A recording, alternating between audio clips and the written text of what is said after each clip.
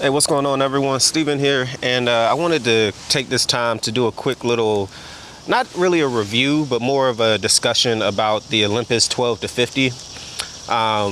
This lens has kind of acted as my filler, really. The majority of my lens kit is full of primes. I have a 15 mil Summilux prime, the 25 mil Summilux prime, and the 56 mil Sigma prime. All super fast lenses, great optically. Right now I'm shooting this video on the 56 mil Sigma, and I love the primes, but I wanted something flexible that would give me great versatility at a fair price. There really aren't, well, no, there are quite a few zoom lenses for the Micro Four Thirds system, whether you're on Olympus or Panasonic, but they're all fairly expensive, especially if you want to get something fast. And don't even get started with constant apertures. If you're looking at anything with a constant aperture, I think Olympus probably makes the best glass when it comes to Micro Four Thirds zoom lenses. They're north of $1,000 easily, whether you're looking at the short range or you're looking at the long range. So I wanted something that can fill my kit. Again, I said my focal ranges right now are 15, 25, and 56.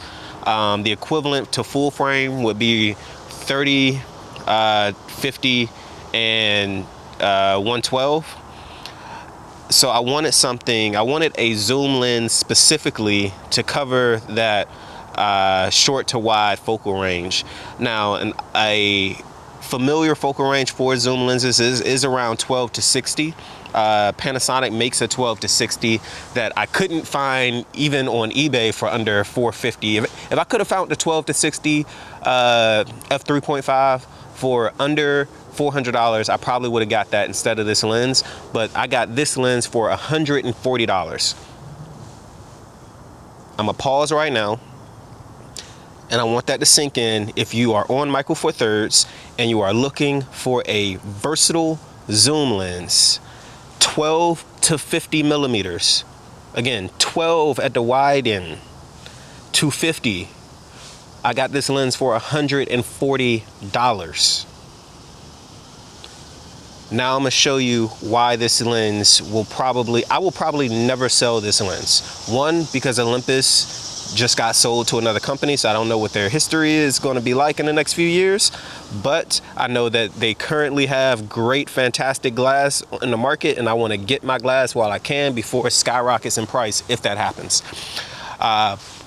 Having said all that, why this lens is just so unique to me is because, not to mention the fact that I got it for $140, not to mention the fact that it's a 12 to 50 zoom lens, but it zooms internally.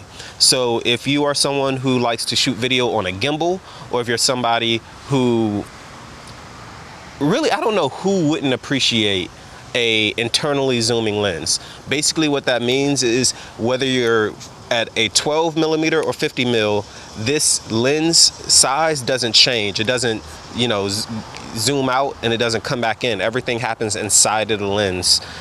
So when you're balancing it on a gimbal, you don't have to worry about anything. The other cool thing is, although everything happens inside of the lens, you still have manual zoom control. So with this little clutch right here, I want you guys to listen real quick. You hear that snap? That's me switching it into manual mode. If you can hear, it's not super buttery smooth when you switch it into manual mode, but the fact that you still have a manually zooming lens, if you're using this for photography, you can get in and out a lot quicker when you're zooming manually. But if you switch it forward, just like that, now you're in electronic zoom. So you just you just spin a little bit, and it's electronically zooming out, and it'll electronically zoom in, giving you buttery smooth zooms. So if you're trying to maybe add some interest to your B-roll, maybe make a conversation scene more dynamic, kind of like The Office, how they punch in and zoom in and out in different shots. You can do that in this lens, and you can use it while balancing it on a gimbal, which is, again, for $140, like just that feature alone makes this far more valuable a lens than almost any of the other zooms that are offered on the Micro Four Thirds system. I think there's only one other zoom lens that zooms internally, and it's also made by Olympus. Now, the last thing that really sold me, that just pushed it overboard, if this weren't enough, if the internal zooming weren't enough, it is also weather sealed. Again, internal zooming, weather sealed.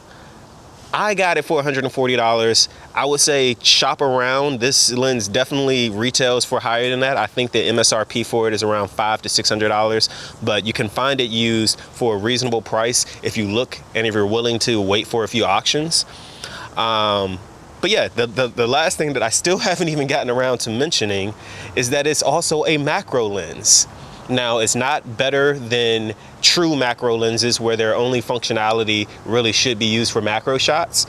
But if you hold this button right here and you pull the clutch forward, now you're in macro mode. I think in macro mode, the zoom range is around 40 millimeters, but it does give you, I would say, just shy of professional grade macro ability. So if you are someone who takes macro shots professionally, like that is your niche, you're probably not going to get a whole lot of use out of this lens because you probably have better lenses for it. But if you don't have a micro lens at all, get this lens. Get this lens. You get a 12 to 50 zoom, you get a macro, you get weather seals, you get internal zooming, which is great for a gimbal, and you get this cool, unique design. I have not seen many lenses that have this circumference, and I love it. Like, we put it on a rangefinder style camera, it really gives you that vintage feel, and it's just fun to take pictures with. It's fun to be able to zoom in between 12 and 50, and it's not fast. It's really not the fastest lens by any stretch of the imagination. You will struggle in low light. You want to put this on a body that's stabilized. It works way better on my GX85 than it does on my GX8. But if you're in good lighting scenarios like I am right now, you will have no problems with this lens. Depth of field is what you would expect from a slow lens, but again, if you're using this for street photography, it's going to give you so much versatility, it's going to give you so much functionality, and if you have a weather sealed body, it's just worth it to add another weather sealed lens to your kit. If you're shooting on Micro Four Thirds, I know that the majority of your lenses probably aren't weather sealed, just because there aren't a hell of a lot of weather sealed lenses on Micro Four Thirds, but this one is a cheap one and it's super functional. So I would highly, highly recommend it. Again, you're not going to get your best image quality out of this lens, but it is a really good lens to feel your focal range. I would say focus on your primes. I love my primes. If you're uncomfortable shooting with primes, it's probably the best sign that you need to shoot with primes. But if you want something to give yourself some comfort, this lens is probably the only zoom lens I will need for a while. I'll definitely end up getting a telephoto, and I'll probably end up getting a wide angle zoom, but other than the super, super wide end and the super, super long end, this gives me everything else I want in between, like without question. So if you're looking for a new lens, again, I'll leave links in the description to, if I can find it cheap. Again, I love this lens for the price that I got it at. I think that even at $300, it would be worth it. $400, it would still be worth it. Over that, I would struggle to, I struggle to purchase any lens over $400. That's my breaking point. $400 and under, I'll consider the lens if it's great. $400 and over,